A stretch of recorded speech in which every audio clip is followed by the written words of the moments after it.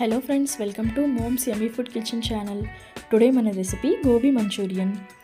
దానిని ఎలా తయారు చేయాలో చూద్దాం. ముందుగా స్టవ్ ఆన్ చేసి ఒక గిన్నెలో నీటిని తీసుకోవాలి. అందులో క్యాలీఫ్లవర్ని చిన్న చిన్న ముక్కల్లాగా కట్ చేసుకొని అందులో బాయిల్ చేసుకోవాలి.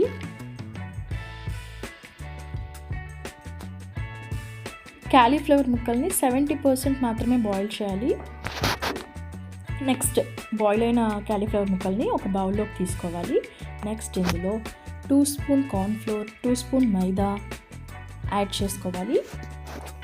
అండ్ 1/2 స్పూన్ సాల్ట్ కూడా యాడ్ చేసుకొని కొద్దిగా వాటర్ యాడ్ చేసుకుంటూ మిక్స్ చేసుకోవాలి.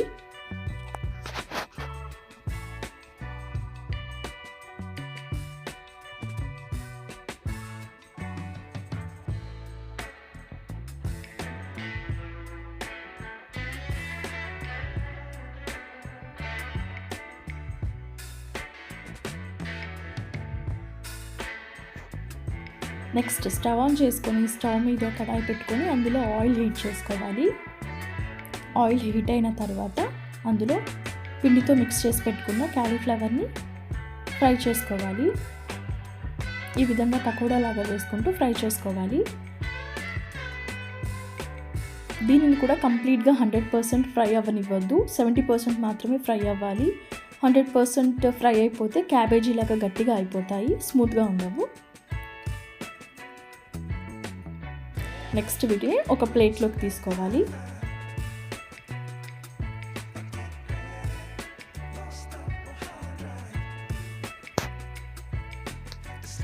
నెక్స్ట్ స్టవ్ మీద వేరొక ప్యాన్ పెట్టి అందులో 2 టేబుల్ స్పూన్ ఆయిల్ యాడ్ చేసుకోవాలి. నెక్స్ట్ ఇందులో చాప్ చేసి పెట్టుకున్న గార్లిక్, వెల్లుల్లి ముక్కలు, చాప్ చేసి పెట్టుకున్న అల్లం ముక్కలు, నెక్స్ట్ పచ్చిమిరపకాయ ముక్కల్ని ఫ్రై చేసుకోవాలి.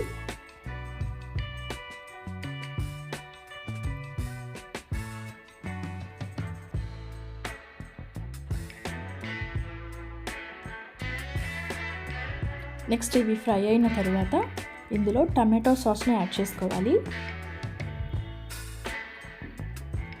అండ్ నెక్స్ట్ సోయా సాస్ని, అండ్ నెక్స్ట్ రెడ్ చిల్లీ పేస్ట్ని యాడ్ చేసుకోవాలి.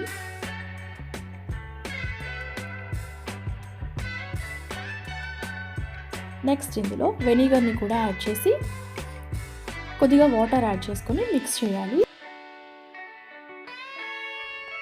నెక్స్ట్ ఇందులో 1/2 స్పూన్ సాల్ట్, పెప్పర్ పౌడర్, మిరియాల పొడి యాడ్ చేసుకోవాలి.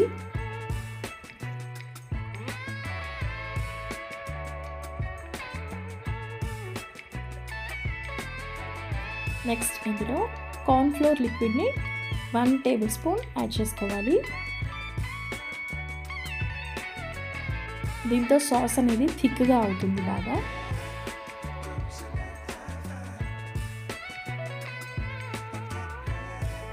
నెక్స్ట్ ఇందులో ముందుగా ఫ్రై చేసి పెట్టుకున్న క్యాలీఫ్లవర్ పకోడాని యాడ్ చేసుకోవాలి.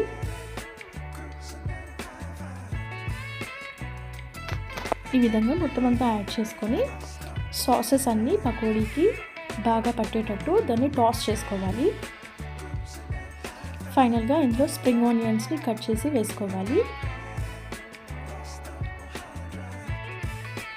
గార్నిష్ కోసం నువ్వులని యాడ్ చేసుకోవాలి.